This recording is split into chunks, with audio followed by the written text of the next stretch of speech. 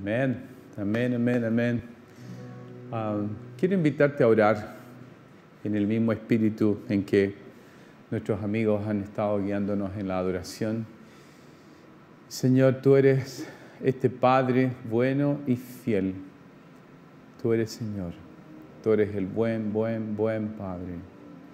Señor, de ti y para ti y por ti son todas las cosas. Tú eres, Señor, el dueño de todo. Tú eres Padre, el que nos compró con tu sangre.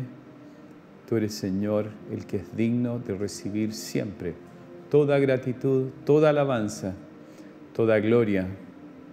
Señor, eres nuestro Dios y te adoramos, te bendecimos, levantamos tu nombre, Señor. Y oro ahora que esta palabra, Señor, que vamos a compartir, Señor, traiga eco en el corazón, en la voluntad, Señor, en las decisiones, Señor, en lo que tú quieres, en el propósito para la iglesia. En el nombre de Jesús. Amén. Amén, amén. Amén, queridos. Qué bueno poder verles de nuevo. Qué bueno poder estar juntos. Qué bueno poder adorar juntos, aunque sea de esta manera. A veces yo de verdad que me he quejado pensando como, pucha, que fome predicar a las cámaras y todo eso, pero la verdad es que es la manera en que podemos hacerlo y qué bueno que podemos hacerlo, sinceramente. Y tal como Dani lo dijo, quiero agradecer a todo este equipo que está trabajando aquí detrás, amigos. Ustedes saben a quién le habla, ¿cierto? Un abrazote al Jere, ahí a Simón y a, bueno, ¿verdad? A los que están abajo en el otro piso controlando más cosas. Dice, hay mucho trabajo que se hace con excelencia para ti, para que el Señor también te una en esto. Los que han estado siguiendo este mes, este último tiempo, nuestra serie de mensajes, saben que estamos bien pegados a Hechos capítulo 2. Y el otro día me encantó escuchar a alguien que me dijo, sabe, pastor, yo estaba escuchando de otra iglesia y en esta y están predicando lo mismo. Así que me dijo, creo que el Espíritu algo está hablando a la iglesia, algo está queriendo unificar. Así es que genial. Y el pasaje que quiero tener como base esta mañana, de nuevo, Hechos capítulo 2, versículo 46-47, dice, día tras día continuaban unánimes en el templo y partiendo el pan en los hogares, comían juntos con alegría y sencillez de corazón, alabando a Dios y hallando favor con todo el pueblo, y el Señor añadía cada día el número de ellos que iban siendo salvos.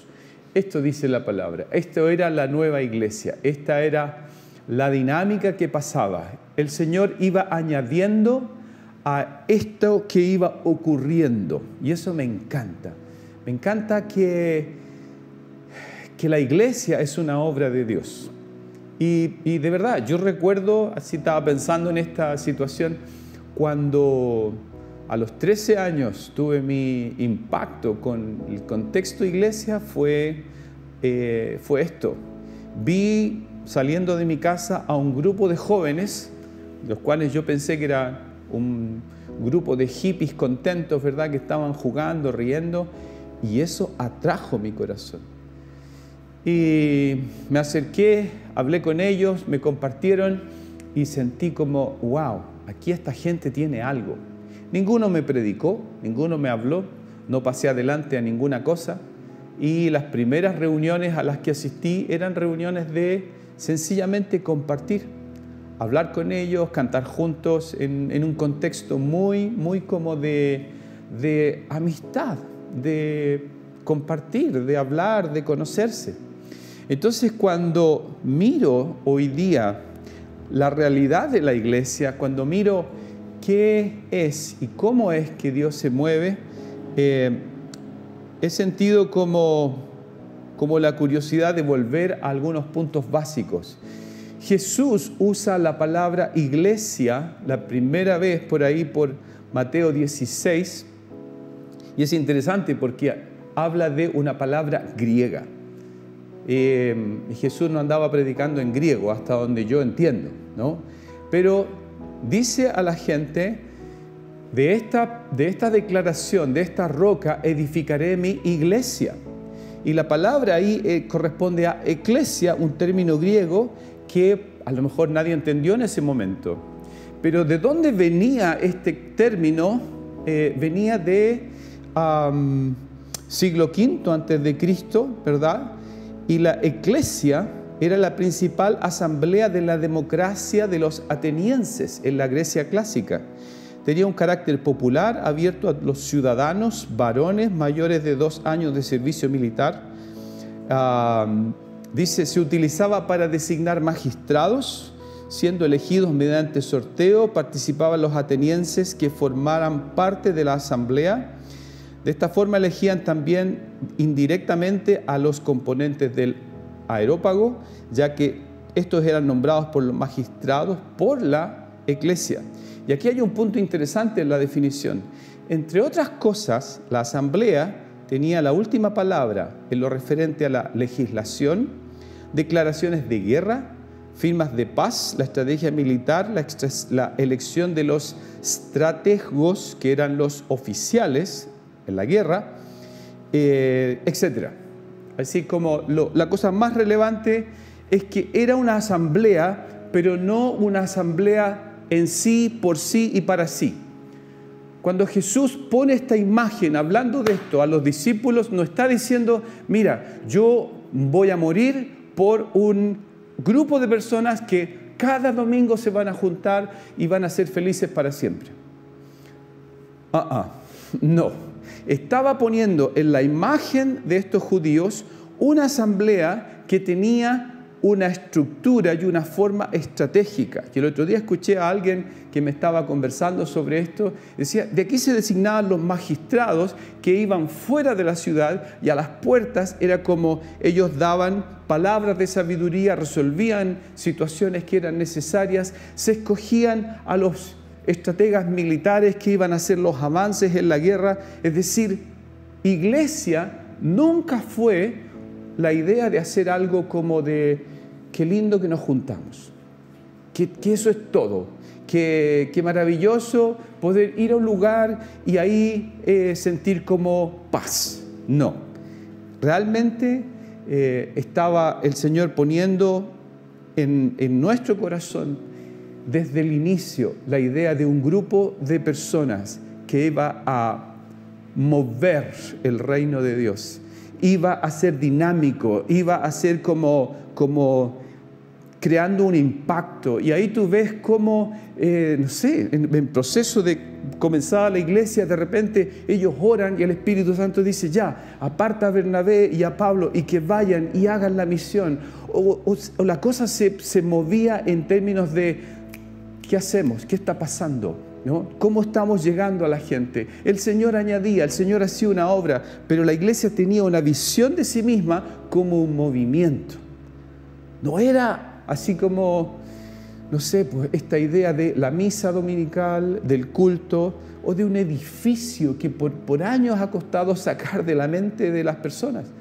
Todavía puede llegar una postal, ¿verdad?, que te diga, mira, aquí hay una foto de la iglesia de San Bartolomé en no sé dónde, voy a inventar. Pero no es. Y me encanta que Wimber dice 4 palabras para describir el mover de la iglesia. Dice, la iglesia es un hospital, una escuela, un ejército y una familia. Es decir, tú puedes llegar a la iglesia en calidad, como muchos llegamos, calidad de unidad de cuidado intensivo, ¿no? Enfermo, y llegas a la iglesia y la iglesia es para ti el hospital que tú necesitas ser sanado. Pero después la iglesia pasa a ser como una familia donde tú tienes relaciones, amigos, te conectas, tienes tus pares, tus partners, etcétera, etcétera. Y después la iglesia, en esa familia, en ese contexto, pasa a ser esta escuela donde tú te entrenas, te preparas, aprendes, ¿verdad? ¿Por qué? Porque de ahí vas a ser enviado a la guerra como soldado en el ejército.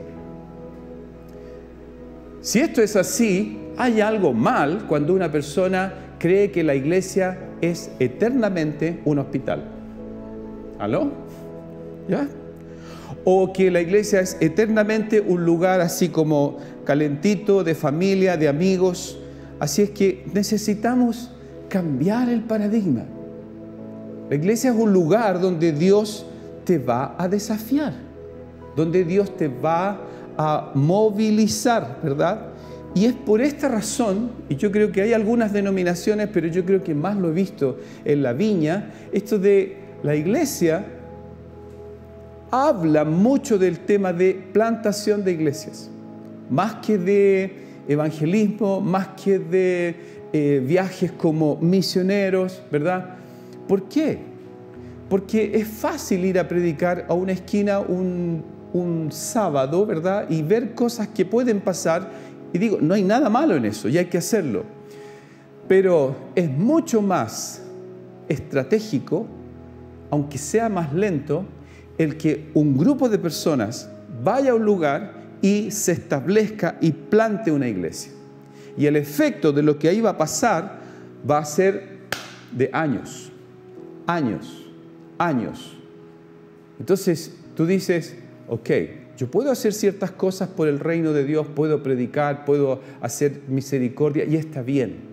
Pero cuando hablamos de plantar, de establecer iglesias, comunidades, en esta línea, mirando el peligro en el reino, mirando lo que Dios puede hacer en el reino, esta es la estrategia.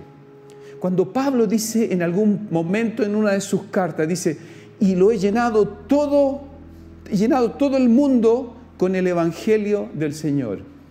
¿A qué se dedicó Pablo?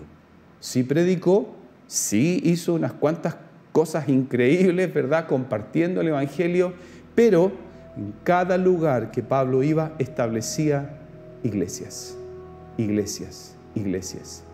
Y las iglesias van siendo un tremendo y poderoso instrumento de la influencia, de la mano de Dios, del poder de Dios, del amor de Dios.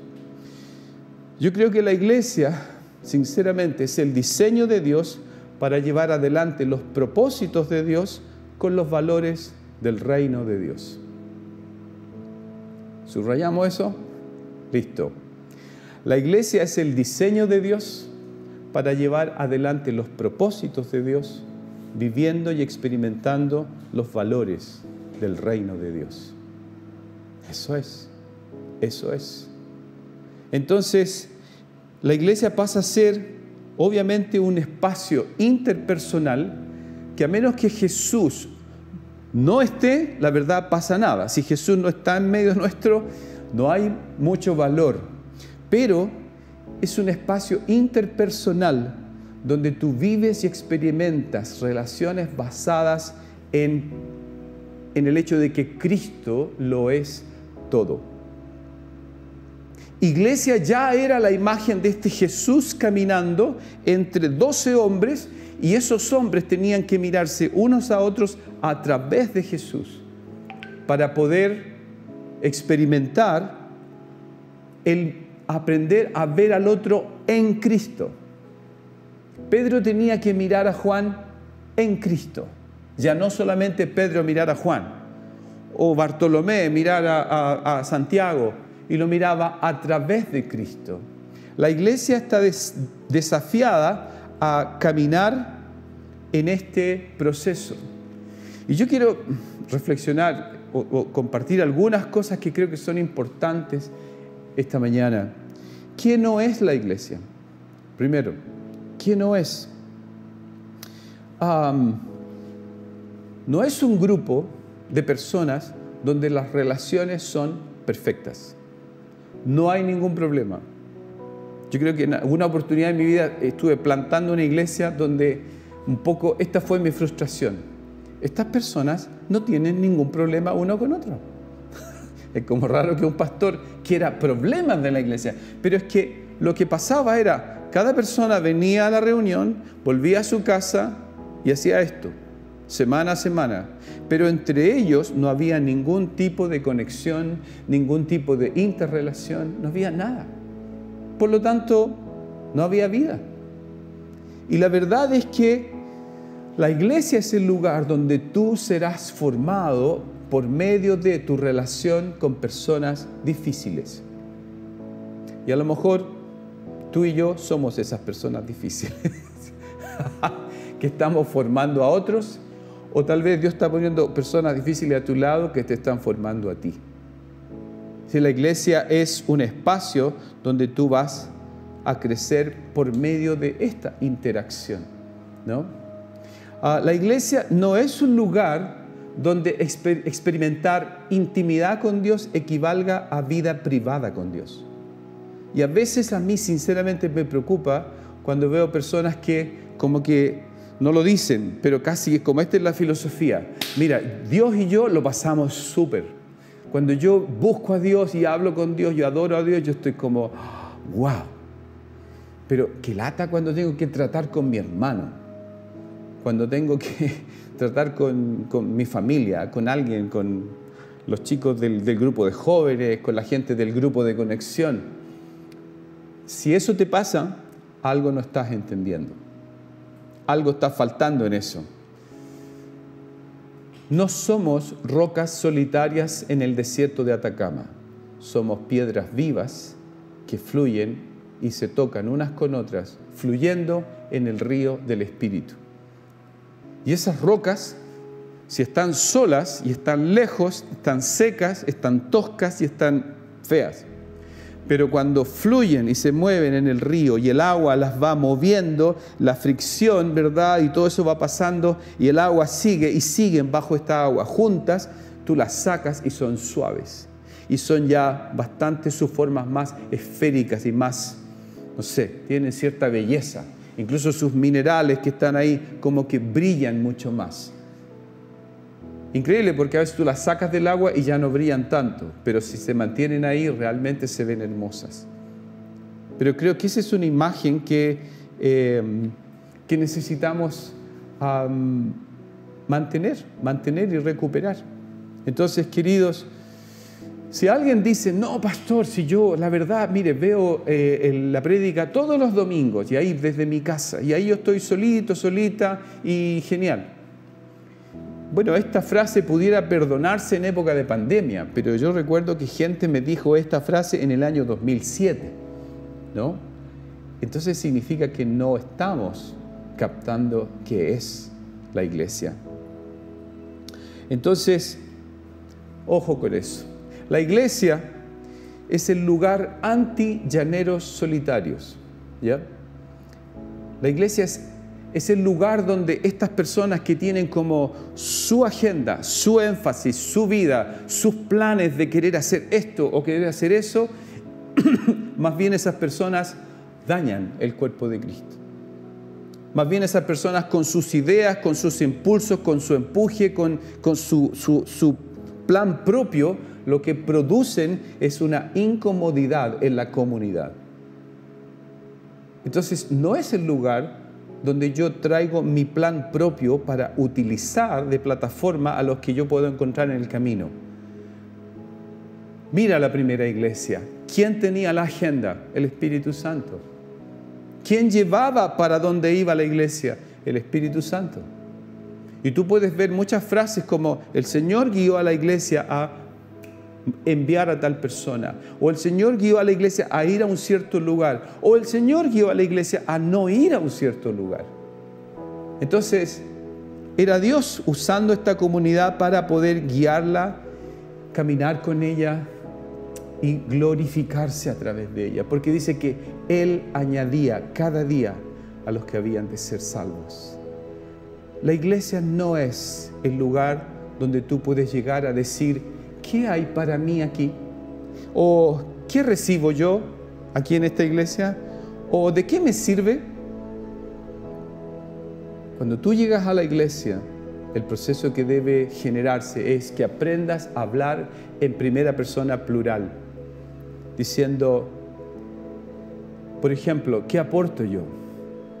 ¿Cuál es mi parte? ¿Cómo edifico? empiezas a usar el lenguaje de un nosotros.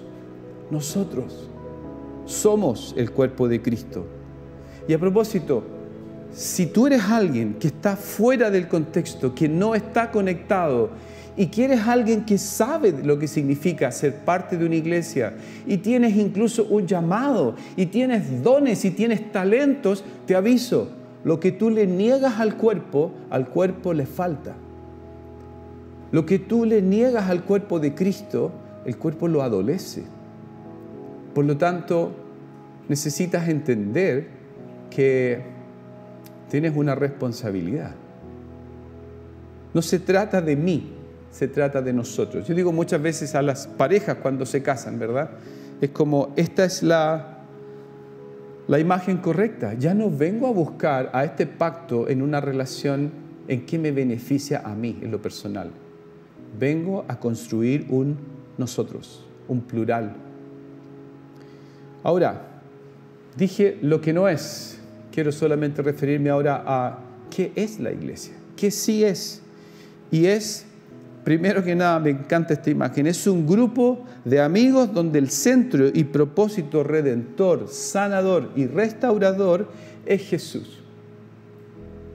Yo creo que como Christian Tichauer lo hablaba el domingo pasado, cuando estos 4 tipos rompen el techo y bajan al paralítico, eran 5 amigos. Y el 5.º estaba en una camilla, no podía caminar. Pero estos 4 tipos, rompiendo el techo, no encontraron nada mejor que expresarle el amor a su amigo inválido, llevándolo a Jesús. Esto es la iglesia, un grupo de amigos que te llevan a Jesús, que te acercan, te atraen, a que tengas un encuentro con el amor perdonador de Dios, con la mano sanadora de Dios, con este Jesús que sí quiere estar ahí y que bendijo y reconoció y dijo, qué genial lo que están haciendo. No parecía tan genial, pero eso es. La iglesia es un espacio de trato interpersonal donde tú empiezas a caminar y a experimentar todo el proceso que la Biblia describe como el unos a otros. Tú sabes que hay más de 50 veces en el Nuevo Testamento que la Biblia dice unos a otros. Unos a otros. Honrar unos a otros. Orar unos por otros. Animarse unos a otros. ¿Quién no necesita una palabra de ánimo esta mañana? Recíbala a través de la adoración, de tu grupo de conexión, de todo lo que Dios tiene para ti a través de la iglesia. Es un lugar donde no hay espacio, ¿verdad?, a la agenda individualista. No funciona. Tú no puedes decir, soy cristiano, estoy en mi casa y no me conecto con nada, porque el Señor te va a preguntar, ¿y cómo cumples el unos a otros? Hay personas que dicen incluso, no, mira, yo en la iglesia encontré puros problemas. Y sí, puede ser. Porque las personas que trabajan en el área de la sanidad interior te van a decir, en el contexto de relaciones tú serás herido, pero en el contexto de relaciones tú serás restaurado. Dios va a usar la iglesia para sanarte. Dios va a usar el unos a otros, donde tú puedes nadar y navegar para hacerte una persona restaurada, levantada. Básicamente, queridos, me encantó esta frase que escuché de un pastor años atrás que decía, mira, lista de miembros, no lista de miembros, está registrado mi nombre o no, tienen mis teléfonos o no. Simple, tú eres de la iglesia si tú estás en la iglesia. Se acabó. Tú eres de la iglesia si tú estás en la iglesia. ¿Estás? Eres. Y si estás, te vas a conectar. Y si estás, cosas van a pasar. Bueno, algunas cosas fáciles, otras no. Va a haber gente que te va a desafiar, va a haber personas que te van a animar, va a haber situaciones en las que tú te puedes involucrar para poder ser parte de la bendición para otros.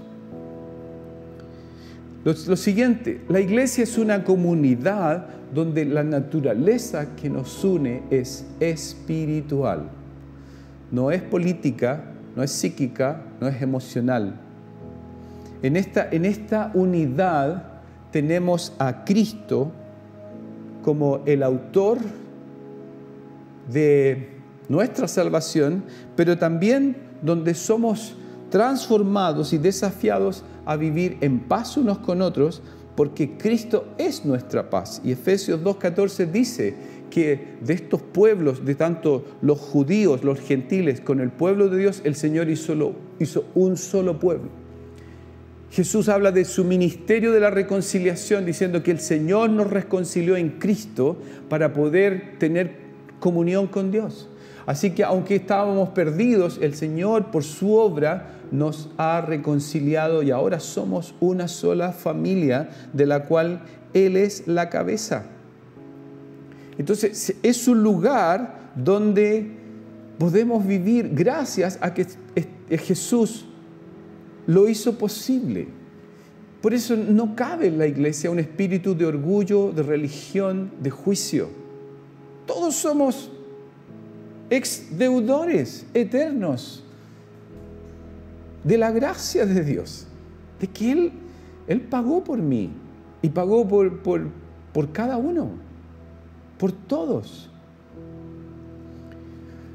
La iglesia no es el espacio donde el ideal humano prevalece, porque hay líderes que van a buscar la unidad mental, emocional o política o no sé, cualquier cosa. Y haciendo esto, echa a perder la iglesia. La iglesia es el espacio donde la luz de Cristo establece el parámetro y la medida para la comunión. Por eso la palabra dice, si caminamos en luz, como Él está en luz, tenemos comunión unos con otros. ¿De dónde viene la comunión? De que el Señor nos va a desafiar a caminar en luz. En Él. ¿Cuál es la luz? El Señor. Y es por esa razón que por ahí se establece nuestro parámetro. Y para mí, mira, así lo veo, es como el Señor no estableció para su estrategia de cómo alcanzar el mundo un sistema político humano o un sistema de un reino humano, sino la iglesia. ¿Qué es la iglesia? Pequeñas comunidades aquí y allá y en muchos lugares donde se vive este contexto. La luz ilumina. La comunión prevalece. Yo camino con las debilidades del otro y el otro también camina con las mías. Y somos personas que experimentamos este sentido de sano desafío de crecimiento. Y el Señor usa ese espacio a esas personas para extender el reino de Dios. ¡Wow! ¡Wow! ¿Cuántos dicen amén? Bueno, si quieres puedes pararte ahí donde está, lo que sea. Aquí tengo algunos palos blancos aquí en el set que están. Gracias, Ani. Muy bien. Jeremías, ¿te pasaste? Perfecto. Es el lugar. La iglesia es el lugar donde estamos llamados a reflejar el amor de Cristo, quien, si tú lo miras, nunca manipuló, nunca presionó, nunca empujó, nunca presionó a alguien emocionalmente para que hiciera algo por él, sino que la transformación que Dios logró en cualquier persona se produjo desde el corazón hacia afuera, producto del impacto y la revelación del amor increíble de Dios. Así que te aviso, la manera de vincularte con tu hermano es hablando más con Jesús acerca de él que con él acerca de Jesús. Porque esto último puede ser discusiones teológicas estériles. ¿Te has encontrado a un tipo o a alguien, una persona difícil en tu grupo de conexión, en tus pares, no sé? Bueno, prueba superar la prueba orando por esa persona. Y te aviso, si te sorprendes a ti mismo orando por esa persona, bendiciéndola, probablemente ya estás pasando la prueba. Esto es. Entonces, es importante asumir estos desafíos. La iglesia, queridos, es una realidad espiritual que incomoda a este mundo, pero que también está incómoda con el sistema del mundo. La iglesia es lo que Dios estableció e instituyó para poner en la tierra, que el día que Dios la saque de la tierra, va a ser sal que ya no va a seguir manteniendo la corrupción del pecado. La iglesia es la esperanza para los que están allá afuera. Y cuando hablo del mundo, no quiero que pienses en tu prójimo, ¿ya? Quiero que pienses en el sistema de pensamiento, porque estamos llamados para alcanzar a los perdidos, de los cuales tú y yo alguna vez lo estuvimos. La iglesia es este pasaje de Segunda de Pedro 2, que dice: linaje escogido, real sacerdocio, nación santa, pueblo adquirido, comprado por precio, por Dios, para anunciar las virtudes de aquel que nos llamó de las tinieblas a su luz admirable. Queridos, no es solo ser, aunque está bien, nación santa, linaje escogido, real sacerdocio, todo eso está bien, pero dice, es un pueblo adquirido por Dios para anunciar las virtudes de Él. Y qué bacán cuando eso no se hace solo desde un púlpito como esta mañana. Qué bacán cuando como a mí me pasó a mis 13 años, que yo fui cautivado por un grupo de jóvenes que no tenían ni una pinta religiosa, de verdad, porque más me llamó la atención la pinta que otra cosa, pero tenían el amor de Cristo. Tenían entre ellos como algo que yo no entendía. Yo me acuerdo que era enfermo de garabatero, era terrible, pero vi que estos tipos lo pasaban bien sin ningún Ramón entre medio, nada raro, no hablaban ni una palabra fea. Y yo decía, ¿cómo? ¿Y cómo lo pasan tan bien sin ser así? ¿No? Pero me llamó la atención la relación, lo que ellos transferían a través de la comunión, que hoy día yo lo articulo con palabras, pero en esa época no tenía idea que era el Espíritu de Dios en una comunidad, el Espíritu Santo de Dios en un grupo de personas que habían sido compradas.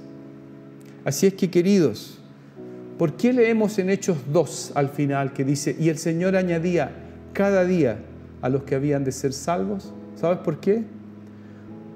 Es por el hecho de que si una iglesia quita el paradigma de la misa dominical, del culto en un lugar, de ir cada domingo a una parte, y empieza a entender que es una obra de Dios a través de la cual Dios mueve el reino de Dios, ¿sabes qué va a pasar? El mundo va a creer. Esto fue lo que Jesús oró. Dijo, ámense unos a otros y vivan en esta unidad para que el mundo crea. Al mundo lo convence el testimonio más que la palabra. Al mundo lo convence ver el amor. ¿Cuántas familias, cuántas personas ahí afuera, aquí afuera de esta calle, están viviendo crisis de familia, crisis de amor, crisis personal? Hay una frase de la Madre Teresa que dice, el mundo puede hablarte de una necesidad tremenda de alimento físico, pero ella dijo, pero la necesidad y el hambre de amor es 10 veces más fuerte. Entonces te das cuenta que cuando alguien llega a la familia, llega a tu grupo de conexión, llega a las relaciones, y es alguien que está herido, dañado, está solo, está rechazado, y encuentra el amor de Cristo, ¡wow! ¡Wow! Es transformación. Y por último, ¿verdad? Cuando el Señor hace toda esta obra, Dios puede transformar comunidades, Dios puede transformar ciudades, Dios puede transformar naciones por la influencia poderosa de la iglesia de Cristo. Entonces, queridos, seamos parte de esto. Vivamos más y más unos a otros, unos con otros, unos por otros. ¿Por qué? Porque esta fue la palabra profética con la que el Señor derribó esta imagen de los Superman del reino, diciendo: yo voy a levantar una generación sin rostro, seres comunes y corrientes, personas normales, nadie más, nadie menos, pero 1 kilo de gente movilizada para llevar el reino de Dios. Y por eso me encanta que gente puede ser tan tocada por el Espíritu Santo en una reunión de un grupo de conexión o un grupo de jóvenes que está en un parque haciendo reino en la plaza. Porque ahí está la iglesia. Eso es la iglesia. Así es que, queridos, te dejo esta reflexión, te dejo esta palabra para animarte y desafiarte a creer que tú eres parte de esto, que Dios también te llamó, pero no te llamó solo a ti, te llamó, te compró, pagó precio para que te unas a la iglesia que nació de su corazón. Así que vamos a orar y después quiero que Ani pueda venir conmigo para que tengamos esta última parte, pero cierra tus ojos conmigo y que si el Señor ha hablado a tu corazón, si el Señor te ha desafiado en este rato, tú puedas como tomar nota y decir: ya, vamos a ir cambiando ciertas cosas, vamos a ver esto como el Señor quiere que lo veamos. Así es que, Padre, tantas gracias por desafiarnos, Señor, a ser, Señor, estas piedras vivas de las que tú nos has hablado. Señor, a ser ladrillos en la construcción del templo, a ser, Señor, personas que tú preparas, restauras, sanas para usarlas conforme a tu buen y gran propósito. Señor, levanta la iglesia aún en estos tiempos, Señor. Levanta tu obra, Padre. Que podamos ver, Señor, que aquellos que están solos, que están abandonados, que están, Señor, en silencio, que están aislados, sean impactados por el amor de 2 o 3 que se juntan en tu nombre. Y Señor, me encanta cuando Katy la semana pasada la escuché decir: podemos juntarnos, podemos vernos. Hay ciertas restricciones legales de cuántos, pero podemos juntarnos. Resguardando eso, juntémonos, comamos, compartamos, porque ahí hay bendición y vida eterna. Gracias, Padre, en el nombre de Jesús. Amén. Amén, amén.